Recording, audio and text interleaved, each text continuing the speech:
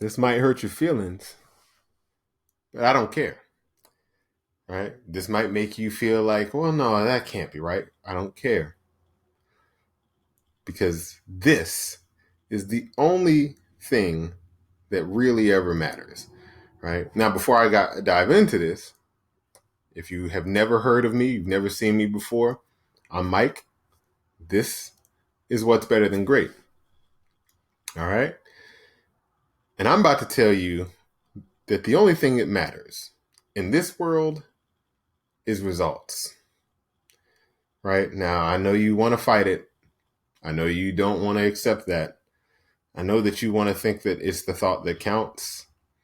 I know you want to think that there's, something that everybody brings to the table no matter what. And that's just not true. And here's why, right?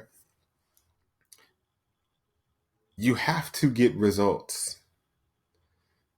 Imagine being a parent that cannot feed their child, right? You might love them to death, and I'm sure you do, right? But they will die if you can't feed them, right? Doesn't matter how much you love them. You might love your spouse, right? But for some reason, you just can't treat them right. For some reason, you can't help but argue or hit them or do something like that, right? You might love your job, right? You might do all of that. You might even stay late, right? You might come in early.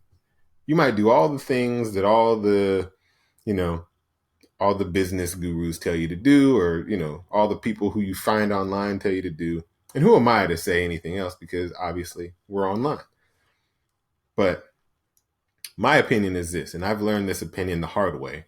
So hopefully you'll at least consider it.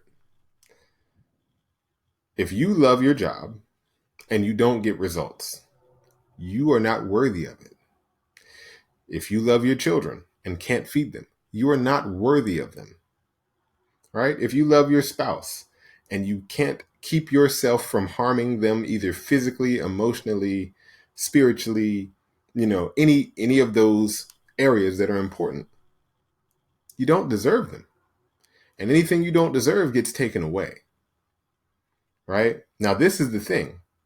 And this is probably the thing that you have to do once you are able to accept that the results are the only thing that matters, right? You have to accept that there's a reason why you think that they don't. You have to accept that there is something in you that thinks that what is right has led you to do the things that take everything you want away from you, right? This is a part of what hopefully you understand before you try to get anything from your life or anything in your life, right? Is that you are your own problem if you are not getting the result you want. You have to take responsibility for your results because they are a result of your actions, right? And I'm sure if you've heard of the law of attraction or The Secret, you also know that that is the result of your thinking. But what I'm sure you don't know, right, is that your thinking is the result of something too, right? It is the result of your self-image, right? Now, your self-image is essentially your map of how to react to things, right? It creates your thoughts and your emotional reaction, and it's basically what's trained to do things a certain way, right? Your self-image is what gives you the options to fight your way into, you know, championship. Like, let's say you're a basketball player, you want to become a championship basketball player. That's going to take a lot of hard work. Do you see yourself as that? Like, I'm willing to do whatever it takes? Then guess what? You'll probably get there. It's also what creates that voice in your head that tells you, hey, you know what? I just don't like what such and such said, man. I'm going to go give them a piece of my mind. It's also what says, you know what, you got to stay informed. So let's turn on the news and watch what's happening in the world. It's also what tells you, you know what, man, I like this music. I like this kind of clothes. I like this kind of hair because it helps me to express who I am. The reality of it is you are just like a bunch of other people, right? Who do the same things that you do. They all are similar to you. You're not exactly the same, but you have similarities, right? So the whole point is, or not have similarities, you are mostly similar, right? So what you have to do is understand that there's a reason why you have everything. And at the root of what you have is not your thoughts, right? Even though that's what most people are trained to think or what most people believe, it's not your thoughts that create your results in the world. It is your self-image, right? And in order to have a self-image that you can control, you have to do a lot of digging. You got to get some of the past hurts and pains out that people have hit you with, because that is what helps you to shape your self-image in a way that says, hey, you know what? I want to hide this. I want to never feel this again. And so ultimately what I have to do is create a barrier, create a way of protecting myself from having to ever expose this pain, right? That is where people get the idea that you have limiting beliefs or you have emotional reactions or you have any of that stuff. And it's a part of the problem, but that's not the root. And if you don't pull the roots out of a weed, it will grow back, right? You have to weed the garden of your mind. This is why I say you have to understand how to shift your self-image. You have to know that you are going to only get the results you want if you are the person who deserves it, right? You don't reserve the result if you don't have it. Now, how do you deserve it? It's not work. You can't do the work to get it, because you'll just get rid of it once you actually receive that success, supposed success. It won't be the answer. Trust me, I know. I got to a point where I had everything that I ever thought I wanted. I had the house, 2 houses. I had the wife, kids. I had car. I had $500,000. I was halfway to what I thought was a lifelong goal of $1 million. And when I realized, hey, I'm halfway there, I went into the deepest depression that I have ever known anyone to experience, where I think I literally had a nervous breakdown or a mental breakdown, whatever you want to call it.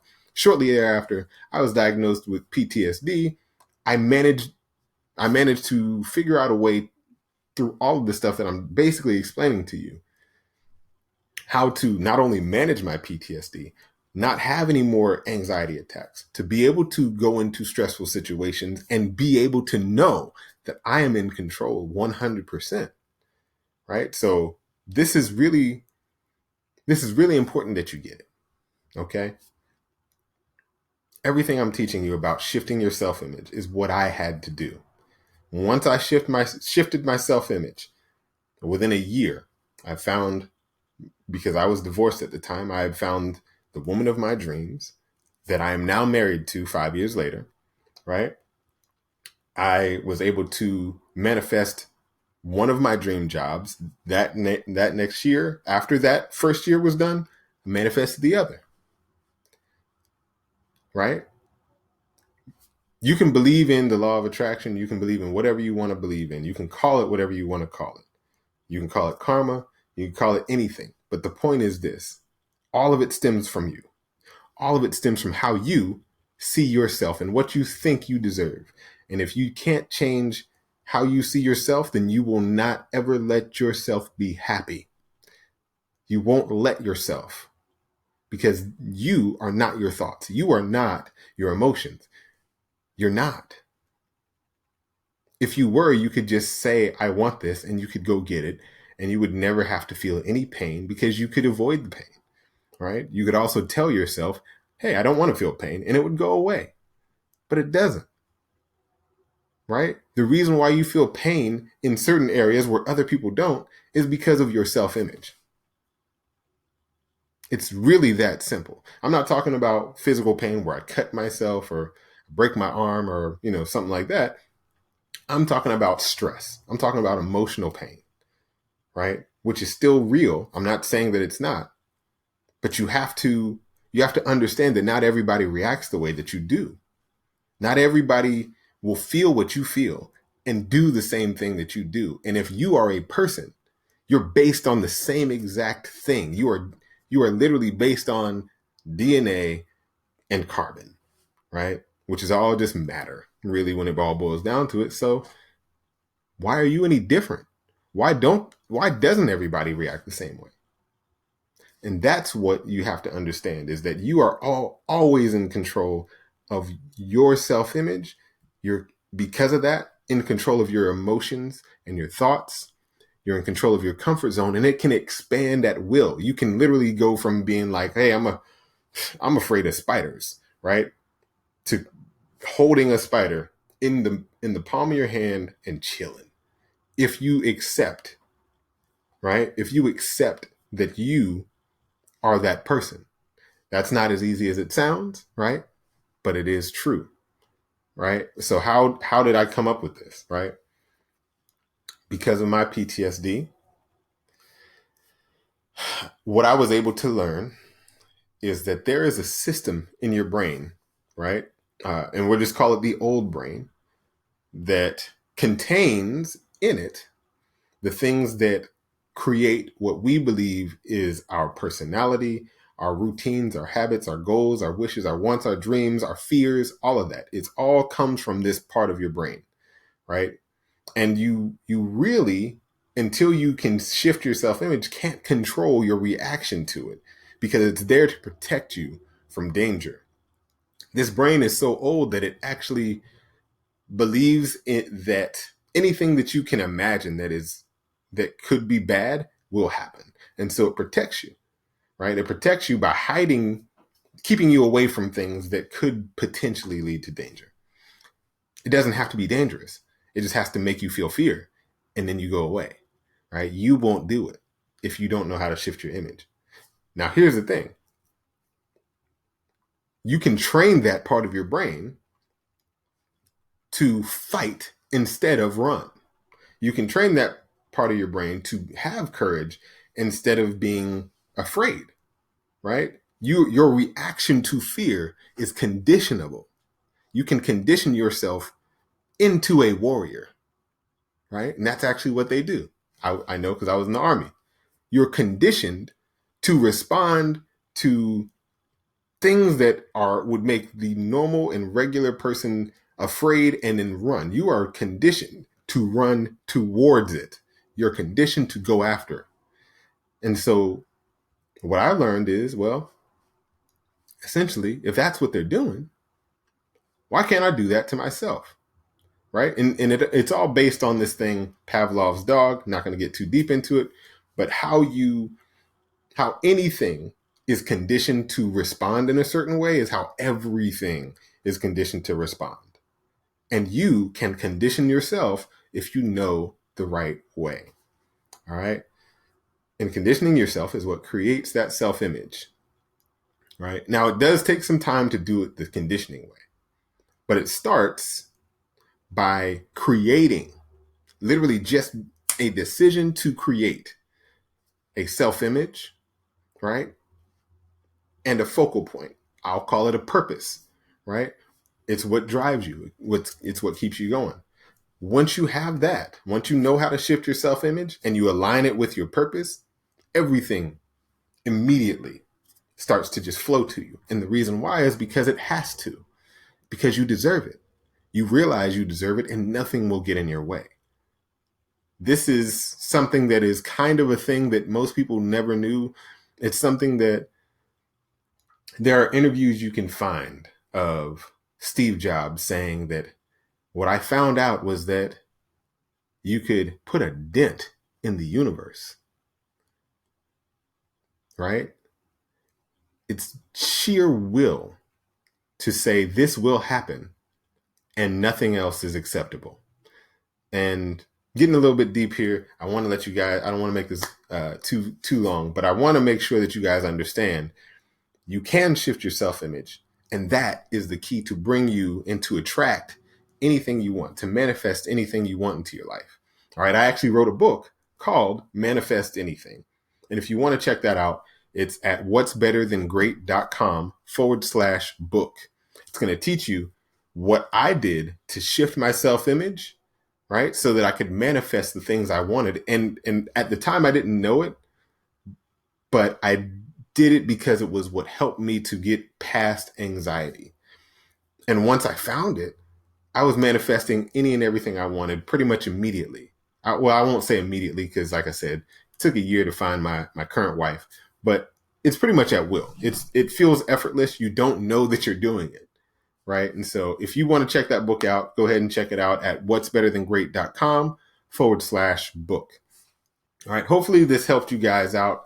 If it did, leave a comment. Let me know what you guys are thinking, right? Share it with a friend or something like that. And yeah, that's it. I will see you guys on the next video.